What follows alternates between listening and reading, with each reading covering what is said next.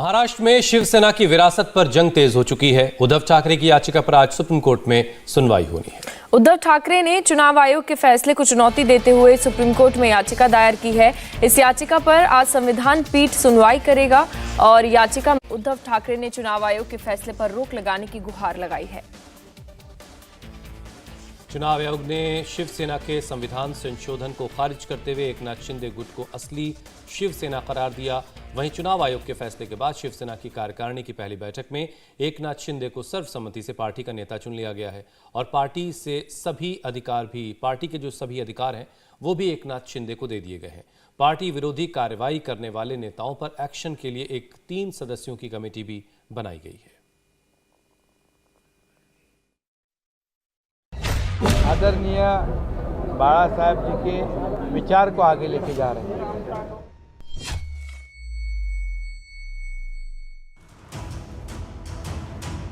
कुछ अब कब्जे में लेना है, लेते जाइए। फ्रीडम ऐप से सीखकर क्या आप ताइवान अमरूद की खेती करते हैं? अगर ऐसा है तो आप अपने ताइवान अमरूदों को 1 करोड़ फ्रीडम ऐप के जो ग्राहक हैं उन्हें बिना किसी खर्चे के आप उसे बेच सकते हैं। जब मौका आएगा जल्दी तो आपको सब ये छोड़ना पड़ेगा, क्योंकि ये पैसा उनका नहीं है, वो शिवसैनिक का पैसा है। वो जो ऑर्डिनरी शिवसैनिक है उसका पैसा है। कॉर्पोरेटर खरीदना है तो उसकी एक कीमत है 2 करोड़ रुपया। एमएलए को खरीदना है तो 50 करोड़।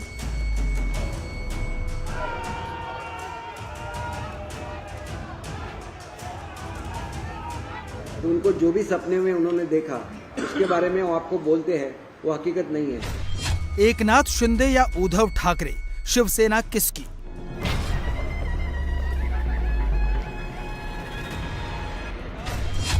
चुनाव आयोग के फैसले को उद्धव ने दी चुनौती।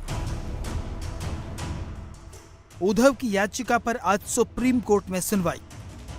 महाराष्ट्र में शिवसेना की विरासत की लड़ाई का फैसला करने के लिए आज सुप्रीम कोर्ट सुनवाई करेगा। उद्धव ठाकरे ने देश की सबसे बड़ी अदालत में कहा है कि चुनाव आयोग के शिंदे गुट को पार्टी का नाम और प्रतीक चिन्ह देने के फैसले को रद्द किया जाए। याचिका का मुख्य आधार चुनाव आयोग के फैसले का वो हिस्सा है जिसमें कहा गया है कि शिवसेना के संविधान में बदलाव एक तरफा था, यानी लोकतांत्रिक तौर पर बहुमत की सहमति से संशोधन नहीं किया गया था। उद्धव ठाकरे गुट की याचिका में कहा गया है कि चुनाव आयोग ने 1999 के संविधान पर विचार किया, जबकि 2018 का संशोधित संविधान लागू था। उन्हें 2018 के संविधान को रिकॉर्ड पर रखने के लिए अधिक समय नहीं दिया गया। 2018 के संशोधित संविधान के मुताबिक शिवसेना प्रमुख पार्टी में सर्वोच्च प्राधिकारी होंगे, जो किसी भी पद पर नियुक्ति को रोक सकते हैं, हटा सकते हैं या रद्द कर सकते हैं और जिनके निर्णय सभी पार्टी मामलों पर अंतिम हैं। लेकिन 1999 के संविधान के मुताबिक पार्टी प्रमुख के पास खुद से पदाधिकारियों को मनोनीत करने की शक्ति नहीं थी। इसके साथ ही उद्धव गुट की तरफ से दलील दी गई है कि एकनाथ शिंदे गुट अब उद्धव ठाकरे के कार्यालय और पार्टी के बैंक खातों पर कब्जा किया जा रहा है। आदरणीय बाला साहब जी के विचार को आगे लेके जा रहे हैं, उनकी भूमिका आगे ले जा रहे हैं और उनके विचार से ही हम लोग ने सरकार स्थापित किया है। जो कुछ चर्चा है उनकी संपत्ति, ठाकरे जी की संपत्ति, प्रॉपर्टी या कुछ भी, इस पर हमारा कोई दावा नहीं है। हमारे को संपत्ति से कोई मोह नहीं है। बाला साहब जी के विचार यही हमारे लिए बहुत बड़ी संपत्ति है। उद्धव ठाकरे की याचिका पर आज सुप्रीम कोर्ट की संविधान बेंच सुनवाई करेगी। उधर चुनाव आयोग का फैसला आने के बाद शिंदे गुट का एक्शन तेज हो गया है। शिंदे गुट ने मंगलवार शाम कार्यकारिणी की बैठक करके अहम फैसले किए हैं। कार्यकारिणी की पहली बैठक में फैसला लिया गया है कि एकनाथ शिंदे शिवसेना के नेता रहेंगे, उनके पास सारे अधिकार होंगे। पार्टी के खिलाफ काम करने वालों पर कार्रवाई के लिए 3 सदस्यीय समिति बनाई गई है। दादा भूसी की अध्यक्षता वाली अनुशासन समिति में शंभुराज देसाई और संजय मोरे भी सदस्य हैं। अधिवेशन से पहले व्हिप जारी होगा। उल्लंघन करने वालों के खिलाफ एक्शन लिया जाएगा। पार्टी किसी फंड और प्रॉपर्टी पर दावा नहीं करेगी। महाराष्ट्र राज्य के मुख्यमंत्री एकनाथ जी मुख्य नेता है, उनके नेतृत्व में बैठक हुई और उसमें भी एकनाथ शिंदे साहब ने खुद के स्पीच में ऐसा कहा है कि जो संपत्ति है उसके ऊपर हम दावा नहीं करेंगे, जिनका बैंक अकाउंट है उसके ऊपर दावा नहीं करेंगे। जो वंदनीय बाला साहब का विचार है वही हमारी संपत्ति है। जो लोग पार्टी के खिलाफ या नेताओं के खिलाफ लगातार बयानबाजी करते रहे, जैसे संजय राउत, तो क्या ऐसे नेताओं के ऊपर कार्रवाई की जाएगी? क्योंकि पार्टी अगर आपके पास है तो अभी तो शिवसेना एकनाथ शिंदे साहब के नेतृत्व में काम करेगी, वंदनीय बाला साहब का विचार आगे लेके जाएंगी।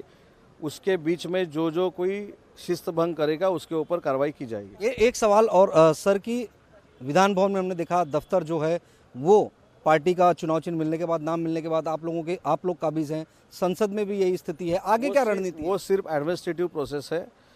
साहब ने खुद बोला है किसी के संपत्ति के ऊपर हमारा दावा नहीं। दरअसल उद्धव ठाकरे गुट को सबसे बड़ा खतरा पार्टी के फंड और प्रॉपर्टी को लेकर लग रहा है।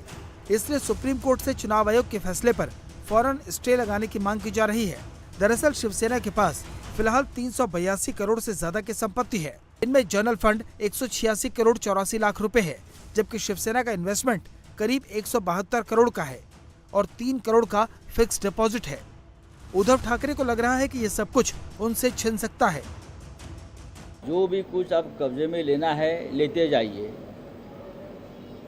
जब मौका आएगा जल्दी तो आपको सब ये छोड़ना पड़ेगा या आपसे खींच कर लेके आएंगे वापस हम। ये दादागिरी जो चल रही है उनकी महाशक्ति के ताकत पर, ये ज़्यादा दिन तक नहीं चलेगी। ये सत्ता आती है, सत्ता चली जाती है, धूप छांव राजनीति में आते जाते हैं। वो सिंपैथी गेन करना चाहते हैं, उस पर अपना पॉलिटिकल गेन करना चाहते हैं। आज तो उनका यही उद्देश्य है और हम उसको सफल होने नहीं देंगे। हम लोगों के पास जाएंगे, लोगों को हकीकत क्या है वो दिखाएंगे। हम हर एक शिवसैनिक के पास जाएंगे और उनको बोलेंगे कि आपका हक इन्होंने चुना है।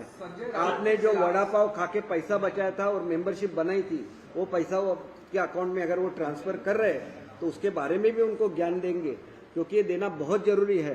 क्योंकि ये पैसा उनका नहीं है, वो शिवसैनिक का पैसा है, वो जो ऑर्डिनरी शिवसैनिक है उसका पैसा है। हमारा कोषाध्यक्ष भी होगा तो उनके फंड्स हमको बिल्कुल नहीं चाहिए। यह मामला केवल फंड का नहीं है। उद्धव ठाकरे को मातोश्री के ग्राउंड फ्लोर पर बने शिवसेना दफ्तर की चिंता भी सता रही है। दूसरा, उद्धव ये बताकर निश्चिंत है कि शिवसेना भवन पार्टी के नहीं ट्रस्ट की जमीन है। यही बात अब उद्धव के लिए परेशानी बन गई है। मुंबई के दादर इलाके में बना आलीशान शिवसेना भवन शिवाज सेवा ट्रस्ट की प्रॉपर्टी है। बाला साहब ठाकरे ने 1966 में शिवसेना की स्थापना की थी। सेना भवन 1974 में बनना शुरू हुआ और 1977 में बनकर तैयार हुआ। जिस जमीन पर सेना भवन बना है वो जमीन एक मुस्लिम शख्स उमर भाई ने शिवाय सेवा ट्रस्ट को दी थी। बाला साहब ठाकरे कभी इस ट्रस्ट के मेंबर नहीं रहे। 1.5 साल पहले तक इस ट्रस्ट में उद्धव ठाकरे का नाम नहीं था, लेकिन चीफ मिनिस्टर बनने के बाद उद्धव ठाकरे का नाम इस ट्रस्ट में जोड़ा गया। चुनाव आयोग के फैसले के बाद ये बात सामने आई कि एकनाथ शिंदे सेना भवन पर कब्जा नहीं कर सकते, क्योंकि ट्रस्ट की प्रॉपर्टी है, इसका राजनीतिक इस्तेमाल नहीं हो सकता। अब उद्धव के सामने नया संकट खड़ा होने वाला है। इस चीज का कोई भी उल्लेख जो ऑडिट रिपोर्ट फाइल होता है आपका हर साल चैरिटी कमिश्नर के पास, उसमें इस चीज़ का कोई भी उल्लेख आपने नहीं किया हुआ है, तो आप उस जगह का मिसयूज़ कर रहे हो। ये जॉब की परमिसिबल नहीं है।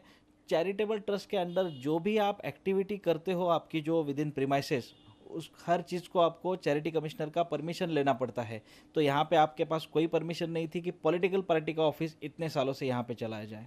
तो इसमें हमारी यही डिमांड है कि इन्होंने इनके ऑडिट रिपोर्ट में इतने सालों के कभी फाइल नहीं की हुई है चीज़ें कि यहाँ पे शिवसेना पार्टी का ऑफिस चल रहा है, इसकी कोई परमिशन इनके पास नहीं है इतने सालों से। और अभी तो हमारी ये डिमांड है कि इसमें सुमोटो कॉग्निजेंस लेके चैरिटी कमिश्नर इसमें एक इंक्वायरी कंडक्ट करे और जो ट्रस्टी है उनको तुरंत रूप से इनको निष्कासित करे और इतने सालों का जो रेवेन्यू का जो नुकसान हुआ है ये इनसे इंक्योर किया जाए और वहाँ पे एक एडमिनिस्ट्रेटर अपॉइंट किया जाए। उद्धव अपना शिकंजा कसने के लिए छटपटा रहे हैं, तो एकनाथ शिंदे का गुट अब राजनीतिक संवाद तेज करने में जुट गया है। शिंदे गुट ने कार्यकारिणी में प्रस्ताव पास करके मांग की है कि विनायक दामोदर सावरकर को भारत रत्न सम्मान दिया जाए, मराठी भाषा को अभिजात भाषा का दर्जा मिले, स्थानीय लोगों को नौकरी में 80% स्थान दिया जाए, चर्च गेट रेलवे स्टेशन का नाम चिंतामन राव देशमुख के नाम पर किया जाए। स्वतंत्र वीर वीदा सावरकर जी को मरणोत्तर भारत रत्न दिया जाए, ये हमने मांग की है। 80% स्थानिक लोगों को रोजगार दिया जाए, मराठी भाषा जो है उसको अभिजात भाषा जो है उसका दर्जा दिया जाए, स्पर्धा परीक्षा जो है उसका केंद्र हर जिले में किया जाए ऐसे समाज उपयोगी ठहराव आज के कार्यकारिणी में हुए हैं। अगली बैठक कब है?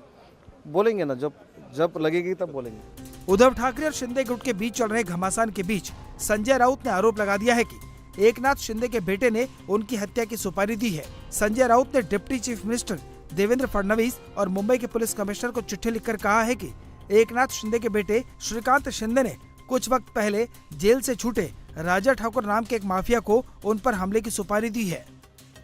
शिंदे गुट के एक सांसद श्रीकांत शिंदे ने संजय राउत को ख़त्म करने की एक सुपारी, जिसे बोलते हैं यहाँ कॉन्ट्रैक्ट किलिंग, एक माफिया जो अभी जमानत पर छूटा है, राजा ठाकुर उनका नाम है, उनको ये कॉन्ट्रैक्ट किलिंग का काम दिया है। पहले तो ये कि ये पत्र सुरक्षा मांगने के लिए है या सनसनी फैलाने के लिए है, ये मेरा प्रश्न है। सुरक्षा का विजय राजकारण से जोड़ना बहुत बड़ी चूक है। किसी भी सबूत के बिना इस प्रकार का आरोप लगाना, ये उससे भी बड़ी गलती है। फ्रीडम ऐप से सीखकर क्या आप ताइवान अमरूद की खेती करते हैं? अगर ऐसा है तो आप अपने ताइवान अमरूदों को 1 करोड़ फ्रीडम ऐप के जो ग्राहक हैं, उन्हें बिना किसी खर्चे के आप उसे बेच सकते हैं। किसे सुरक्षा देना है, ये फैसला एक कमेटी करती है। ये काम मुख्यमंत्री उप मुख्यमंत्री नहीं करते। वो बिना वजह आरोप लगाते हैं। पहले 2000 करोड़ की डील का आरोप, जिसमें एक भी सबूत उनके पास नहीं है। पहले हम उनके आरोपों का उत्तर भी देते थे, लेकिन वो अब जैसे आरोप लगाते हैं उस पर क्या उत्तर देना। जो सनसनी वो पैदा कर रहे हैं उसका कुछ फायदा होने वाला नहीं है। उनको ऐसा लगता है कि उनको सिंपैथी मिलेगी, जो बिल्कुल नहीं मिलेगी। झूठ बोलने से कभी सिंपैथी नहीं मिलती। रोज खोटं बोलल्याने कधीच सिंपत्ती मिळत नाही। जानकारों का कहना है कि शिंदे गुट शिवसेना के कॉन्स्टिट्यूशन में उन बदलावों को रद्द कर सकता है जो 2018 में उद्धव ठाकरे ने किए थे। 2018 में उद्धव ठाकरे ने शिवसेना के संविधान में बदलाव करके सारे अधिकार अपने पास रख लिए थे। शिंदे गुट इन अधिकारों को खत्म करने की तैयारी भी कर रहा है। इंडिया टीवी हर वक्त हर जगह डाउनलोड करने के लिए सर्च करें India TV news Google play store या ऐप स्टोर पर।